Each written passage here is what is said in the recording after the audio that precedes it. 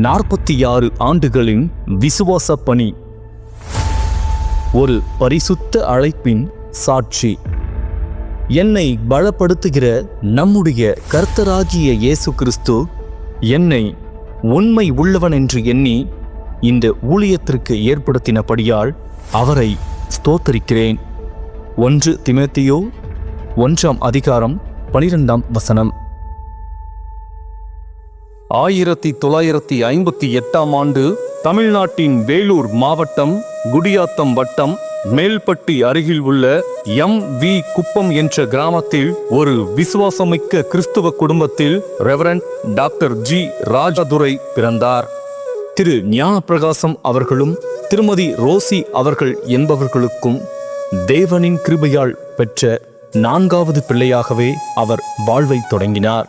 அவர் 4 சகோதரிகள் மற்றும் 2 சகோதரர்களுடன் அன்பும் ஒற்றுமையையும் நிறைந்த ஒரு கட்டுப்பாடான குடும்பத்தில் வளர்ந்தார். சிறு வயது முதலே கல்விக்கு தீவிரமான விருப்பம் கொண்ட அவர் தன் கல்வி பயணத்தை சொந்த ஊரில் தொடங்கி மேல்பட்டியில் உள்ள IELC நடுநிலைப்பள்ளி மற்றும் அரசு உயர்நிலைப் பள்ளிகளில் பயின்று SSLC தேர்வை வெற்றிகரமாக முடித்தார். அதன் பின் ஆம்பூர் மஸ்ருல் உலும் கல்லூரியில் PUC படிப்பை முடித்த அவர் அஞ்சல் வழியாக சென்னை பல்கலைக்கழகத்தில் வரலாறு துறையில் BA பட்டப்படிப்பை பயின்று அதை வெற்றிகரமாக நிறைவு செய்தார். இது எல்லாம் ஒரு சாதாரண மனிதனின் பயணமென எண்ண முடியாது. ஏனெனில் இது ஒரு தேவ அழைப்பின் பின் விளைவாக உருவாகும் ஓர் ஆசீர்வாத பாதை. திருப்பணிக்கான அழைப்பு தேவனின் நேர்மையான திசை காட்டல். 1979 ஆண்டின் மே மாதம் வேலூர் செம்பேட்டில் நடைபெற்ற வாலிபர் யூத் கேம்ப் தேவனுடைய திட்டத்தில் ஒரு முக்கியமான திருப்பமாக அமைந்தது. முன்னாள் பெருந்தலைவர் ரெவரண்ட் J.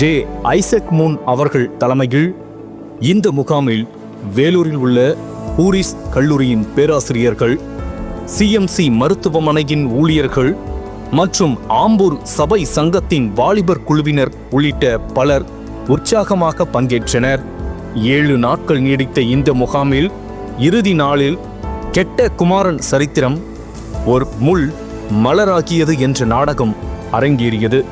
சிறப்பாக அரங்கேறிய இந்த நாடகத்தில் அவருக்கு கிடைத்த ஒரு முக்கியமான கதாபாத்திரத்தை மிகவும் சிறப்பாகவே அவர் ஏற்று நடித்திருந்தார். அந்த நேரத்தில் அவரது திறமையை கவனித்த ரெவரண்ட் J. ஐசக் மூன் அவர்கள் அவரை அழைத்து பாராட்டியதோடு மட்டுமல்லாமல், நாளை நீ ஆம்பூர் துத்திப்பட்டில் உள்ள ரெவரண்ட் ஜான் சுந்தரம் போதகரை சந்தி என ஆசீர்வாதமாய் கூறினார். அடுத்த நாளே ஞாயிற்றுக்கிழமை காலை அவர் ரெவரண்ட் ஜான் சுந்தரத்தை சந்தித்தார். அவரும் ஜெபத்துடன் அவர் மீது கைகளை வைத்து ஆசீர்வாதம் அளித்த பின்,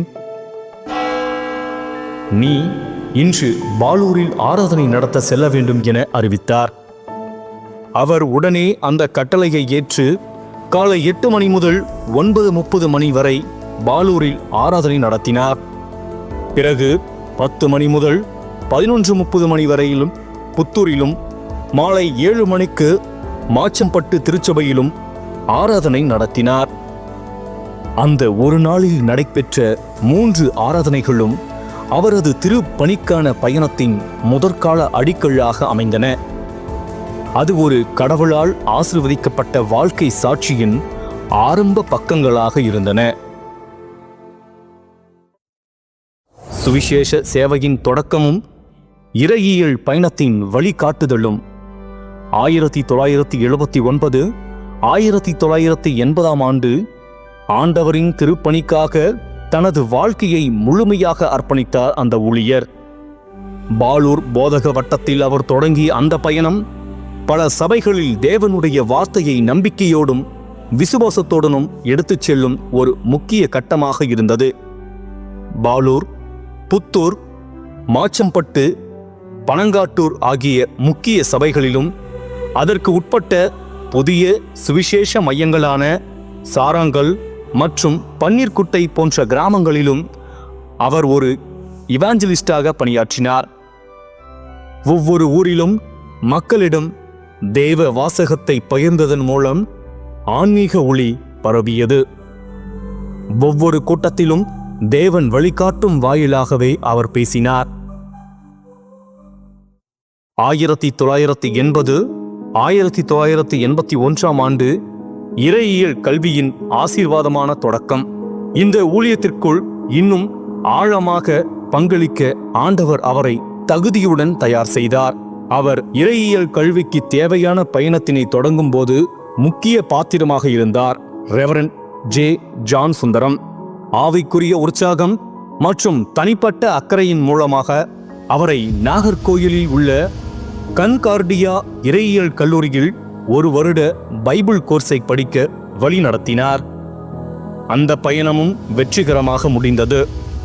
அவர் தேவனுடைய வார்த்தையில் வேரூன்றி தொடர்ந்து சபைகளில் பல்வேறு விதமான ஊழியங்களில் பங்களிக்க தயார் செய்யப்பட்டார்.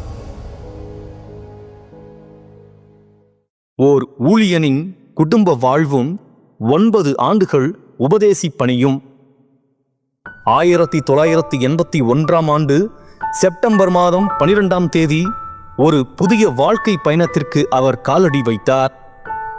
ஆண்டவரின் கிருபையினால் ஆர். நீலா காந்தி காருண்ய டோனாவூர் என்ற இறைபக்தியான மணமகளுடன் அவருடைய திருமணம் நடைபெற்றது.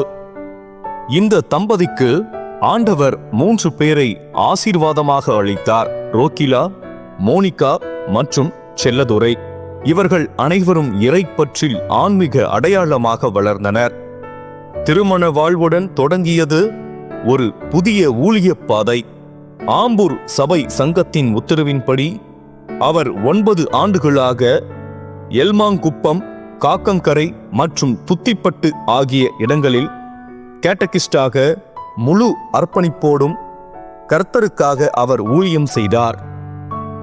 ஒவ்வொரு வார்த்தையும் ஜெபத்துடனும் அனுதின ஊக்கத்துடனும் மக்களிடம் கொண்டு சென்றார்.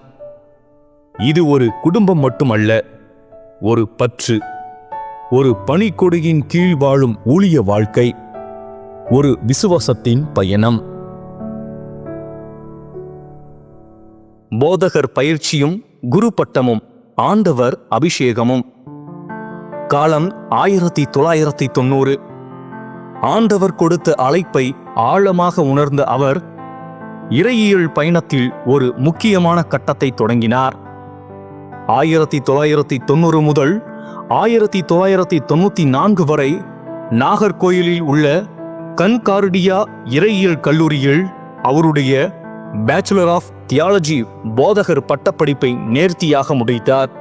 இந்த பயணத்தின் உச்சமாக கொல்கத்தா செராம்பூர் பல்கலைக்கழகத்தின் பட்டமளிப்பு விழாவில் அவர் தகுதி பெற்ற நற்சான்றினை பெறும் பெருமைக்குரிய தருணமாக திகழ்ந்தது. இதைத் தொடர்ந்து 1994 முதல் 1997 வரை CRM, அதாவது கேண்டிடேட் ரெடி ஃபார் மினிஸ்ட்ரிஸ் பணிக்கு இடம் பெற்றார். அப்போது பத்தலப்பள்ளி பகுதியில் ரெவரண்ட் M. கிறிஸ்டோபர் போதகர் அவர்களின் மேற்பார்வையில் நம்பிக்கையுடன் ஊழியம் புரிந்தார். அந்த நாட்களில் நம் ஜெகத் லூத்ரன் தேவாலயம் புதிய கட்டிடமாக கட்டப்படத் தொடங்கியது. அவர் பங்களித்த நம்பிக்கையின் அடையாளமாக 1997 ஆண்டு ஏப்ரல் மாதம் 27ஆம் தேதி ஒரு புனித நாளாக கண்ணீர் கலந்த மகிழ்ச்சியோடு நினைவில் நிற்கும் நாள். ஆம்பூர் டாக்டர் மோகன் மெமோரியல் தேவாலயத்தில் ஆண்டவரின் திரு அழைப்பின் அடையாளமாக அவருக்கு குரு பட்டம் ஆர்டினேஷன் வழங்கப்பட்டது. அதன் பிறகு அவர் முழு நேர குருவாக தொடர்ந்து பணியாற்றினார். 2001ஆம் ஆண்டு ரெவரண்ட் M. யோசுவா போதகர் ஓய்வு பெற்றதைத் தொடர்ந்து அவர் பெற்ற புதிய அழைப்பு பேர்ணாம்பட்டு பரிசுத்த பவுல் லூத்தரன் திருச்சபைக்கு. அங்கு அவர் 2001 முதல் 2005 வரை ஊழியம் புரிந்து அந்த ஆண்டுகளில் தேவாலயத்தையே புதுப்பித்து மக்களுக்கு புதிய நம்பிக்கையை ஏற்படுத்தினார். சபையின் சிக்கல்களும் குடும்ப துயரமும் அதை மகிழ்ச்சியாக மாற்றிய கர்த்தர். இயேசு கூறுகின்றார், நான் உங்களோடு இருக்கின்றேன். அந்த வாக்குத்தத்தத்தை வாழ்நாள் முழுவதும் அனுபவித்தவர் அவரே. ஒரு கட்டத்தில் சபை ஊழியத்தில் கடினமான காலங்கள் வந்தன. ஒரு குழு வேண்டாம் என்றது, மற்றொரு குழு நம் குரு தேவை என்றது. இந்த கருத்து வேறுபாடுகள் பேர்ணாம்பட்டு சாலப்பேட்டை இடையிலான ஒரு பெரிய ஊர் பிரச்சனையாக மாறின. சபை இரண்டாக பிரிந்தது. அந்த நேரத்தில் அவர் எதிர்கொண்ட துன்பங்கள் வார்த்தைகளால் விவரிக்க முடியாதவை. ஆனால் கர்த்தர் எப்போதும் தன்னுடைய ஊழியக்காரரை கைவிடாதவர். 2006 மார்ச் மாதம் 90 குடும்பங்களும் ஒன்று சேர்ந்து பரிசுத்த லூக்கா திருச்சபையாக புதிய ஆரம்பமாக தொடங்கியது. இந்த நிகழ்ச்சிக்குரிய சம்பவத்துடன் கூட குடும்ப வாழ்க்கையிலும் பெரும் துயரங்களை அனுபவிக்க வேண்டியது உண்டாயிற்று. 2002ஆம் ஆண்டு தாயார் நித்திரையடைந்தார்கள். 2003ஆம் ஆண்டு அவர் தந்தையார் கர்த்தரிடத்தில் அழைக்கப்பட்டார். இந்த இரண்டும் அவரின் உள்ளத்தை குழப்பி துன்புறுத்தின. ஆனால் இக்காலங்களிலும் ஒரு வாக்குத்தத்தத்தை அவர் உறுதியாக நம்பினார். கர்த்தர் எனக்கான யாவையும் செய்து முடித்தார். அந்த வார்த்தை திருச்சபை மக்கள் வழியாக அவருக்கு ஆதரவாக நம்பிக்கையாக வெளிப்பட்டது. 2006ஆம் ஆண்டு முதல் சாலப்பேட்டை போதக வட்டத்தில் தேவன் அவரை திருப்பணிக்கு பயன்படுத்த தொடங்கினார். Pastor S. Sampath, pastor D. Lawrence மற்றும் திரு எஸ். அசோகன் ஆகியோர் அன்போடும் தன்னலமற்ற சேவையோடும் அவரது ஊழியத்தில் முக்கிய ஆதரவாளர்களாக இருந்தனர். இந்த உண்மையான அன்பும் ஒற்றுமையும் அவரது ஊழிய பயணத்தின் அழகான பகுதி. குடும்ப ஆசீர்வாதமும் வாழ்வின் வெற்றிகரமான பயணமும். அவர் ஆண்டவரின் கிருபையால் திருச்சபைகளிலும் புதிய சுவிசேஷ பணி மையங்களிலும் சேவையாற்றி 250 பேருக்கு ஞானஸ்நானம் அளித்து 800 பேரை திடப்படுத்தும் பணிகளை செய்து முடித்தார். இது அவருடைய ஊழிய வாழ்க்கையில் மிக முக்கியமான கட்டமாக அமைந்தது. ஆயிரக்கணக்கான மாணவர்களுக்கு சிபிசி சில்ட்ரன்ஸ் பைபிள் கிளாஸ் வகுப்புகள் நடத்தப்பட்டு அவர்கள் வாழ்வில் ஊக்கமும் அடித்தளமும் வைக்கப்பட்டது. இந்த ஊழிய வெற்றிகளுக்கு இடையே ஆண்டவர் அவருக்கும் அவரது குடும்பத்தினருக்கும் பிள்ளைகளுக்கும் தேவ ராஜ்யத்தின் வளர்ச்சியில் வழிகாட்டிகளாக விளங்கும் மிக பெரிய ஆசீர்வாதம் அளித்தார். மகள் ரோகிலா மற்றும் அவரது கணவர் பி. ராமு ரெய்னர்சன் தங்களுடைய பிள்ளைகளுடன் இணைந்து 2019ஆம் ஆண்டில் வீடுகளில் துவங்கிய பைபிள் ஸ்டடி ஆண்டவரின் கிருபையால் தமிழ் கிறிஸ்துவ திருச்சபையாக வளர்ந்து அயர்லாந்தில் உள்ள டப்ளின் நகரில் தேவ ஊழியத்தை தொடர்ந்து செய்து வருகின்றனர். அவரது இளைய சகோதரர் ரெவரண்ட் ஜி.பி. தங்கதுரை கடந்த 10 ஆண்டுகளாக ஆம்பூர் சபை சங்கத்தில் ஆராதனையோடும் அன்போடும் தேவ பணியை நடத்தி வருகின்றார். அவர் அனுபவிக்கும் வாழ்வின் சாட்சி இது. என் வாழ்நாள்களில் கர்த்தர் செய்ததையெல்லாம் எண்ணினால் அவர் கிருபை எனக்கே உரியதல்ல, ஆனாலும் அவர் அளித்தார். என் குடும்பத்திலும் ஊழியத்திலும் பரிசுத்த கிருபையின் பேரின்பத்தையே நான் காண்கின்றேன். அன்பின் ஊழியர் மக்கள் மனங்களில் சாட்சியாக பதிந்த சேவை. திருச்சபை பிள்ளைகளை நர்சிங் மற்றும் ஆசிரியர் பயிற்சிகளில் சேர்ப்பதில் அவர் செய்த முயற்சிகள் பலரது வாழ்க்கையை மாற்றியமைத்தன. இன்று பலர் சிறந்த மருத்துவமனைகளில் நர்ஸாகவும் கல்வித்துறைகளில் ஆசிரியர்களாகவும் பணியாற்றி தங்களது குடும்பங்களை சிறப்பாக வழிநடத்தி வருகின்றனர். அமெரிக்காவை சேர்ந்த ரெவரண்ட் டாக்டர் ஹூபர் அவர்களின் மூலம் 200க்கும் மேற்பட்ட மாணவ மாணவிகளுக்கு கல்வி உதவித்தொகைகளை பெற்றுத்தந்து அவர்கள் வாழ்க்கையில் வெளிச்சம் பெற்றவராவார். சிலர் வெளிநாடுகளிலும் பணியாற்றி தங்கள் வாழ்க்கையை நிலைநாட்டியுள்ளனர். இலவச கண் சிகிச்சை முகாம்கள் 20க்கும் மேற்பட்ட இடங்களில் நடத்தப்பட்டு 200க்கும் அதிகமான பெரியோர்களும் தாய்மார்களும் பார்வை சுகம் பெற்று வாழ்நாள் முழுவதும் நன்றியுடன் இருக்கின்றனர். ஆண்டவரின் அபிஷேகத்திலும் பரிசுத்த ஆசீர்வாதத்திலும் ஆம்பூர் சபை சங்கத்தில் 3 ஆண்டுகள் GWC உறுப்பினராகவும் மேலும் 3 ஆண்டுகள் போதக சங்க தலைவராகவும் அவரை தம்முடைய ராஜ்யத்திற்கு பயன்படும்படி கர்த்தர் நியமித்தார். இந்த ஆண்டுகள் அனைத்திலும் அவர் திருவசனத்தின் ஒளியால் வழிநடத்தப்பட்டு சபைக்கு ஒரு நம்பிக்கையான தூணாக இருந்தார். கடந்த 16 ஆண்டுகளாக பேர்ணாம்பட்டில் ரெவரண்ட் டாக்டர் எசேக்கியேல் அவர்களின் ஆவிக்குரிய தலைமையில் 20 முதல் 25 போதகர்களுக்கிடையே வாரந்தோறும் நடைபெறும் செர்மன் ஸ்டடியில் கர்த்தருடைய வாக்குத்தத்தங்களை ஆழமாக பதிந்து தேவ ஊழியர்களின் ஆன்மீக வளர்ச்சிக்காக தொடர்ந்து ஊக்கமளித்து வருகின்றார். இந்த பயிற்சியின் வழியாக பல ஊழியர்கள் பரிசுத்த வேத வாக்குகளின் ஆழத்தை உணர்ந்து தங்கள் ஊழியங்களை மேலும் ஈர்க்கும் வல்லமையுடன் மென்மேலும் செய்து வருகின்றார்கள். இந்த ஊழியமும் இந்த அர்ப்பணிப்பும் ஆண்டவரின் கிருபைக்கும் மகிமைக்கும் ஒரு விளக்கமாக திகழ்கிறது. ஆண்டவர் வழியில் 46 ஆண்டு நன்றியும் பணிவும் ஒரு அர்ப்பணித்த வாழ்க்கையின் கண்ணியமான சாட்சி. நம்பிக்கையின் பயணமாக தொடங்கிய வாழ்க்கை ஆண்டவரின் அற்புதமான கிருபையின் கீழ் 46 ஆண்டுகள் தொடர்ந்த சாட்சியானது.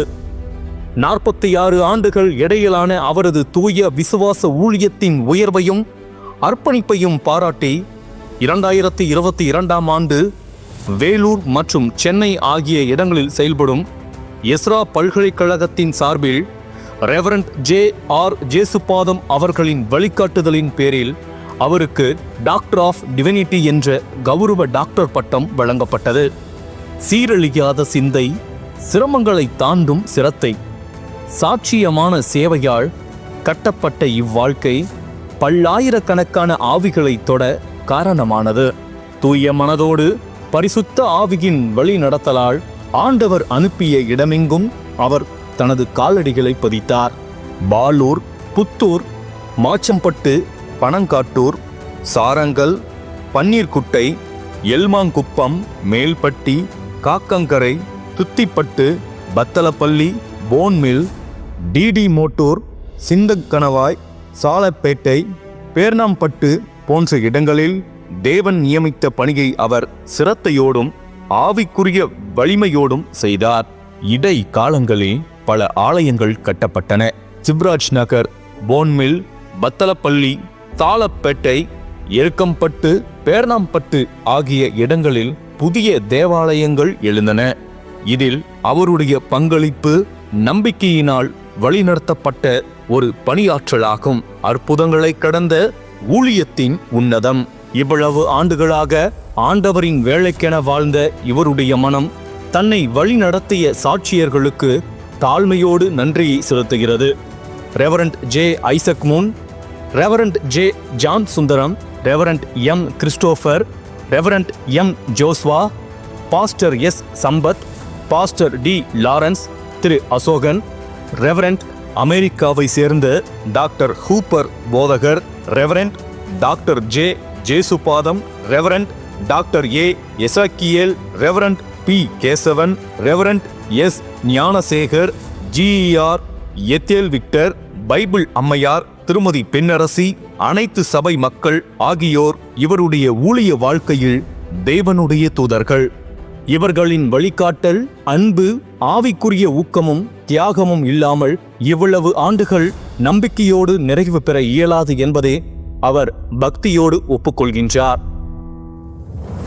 ஆண்டவரால் நடத்தப்பட்ட வாழ்க்கை இது. ஜெபத்தில் தொடங்கி ஊழியத்தில் வளர்ந்து மக்களின் நெஞ்சங்களில் ஆவியாக பதியப்பட்ட வாழ்க்கை.